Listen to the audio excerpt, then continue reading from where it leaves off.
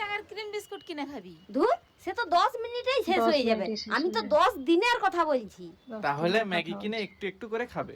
আরে ম্যাগি তো 2 মিনিটের মধ্যেই রান্না করে 5 মিনিটের মধ্যেই খাওয়া হয়ে যাবে। কি যে করি? 20 টাকায় কি খাবার পাওয়া যাবে যে 10 দিন কি হয়েছে চলবে? কি হয়েছে কি? আমার কাছে মাত্র 20 টাকাই পড়ে আছে।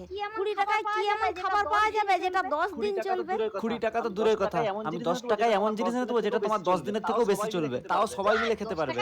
10 টাকায় এনে দিতে পারবি? হ্যাঁ তাহলে এই 20 টাকাটা নিয়ে যা।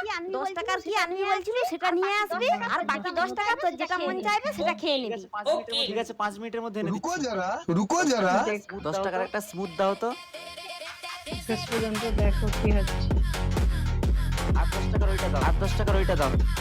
ধরো ধরো, কি হলো? নুনের প্যাকেট? তোমরা সবাই মিলে খেলেও 10 দিনে শেষ হবে না।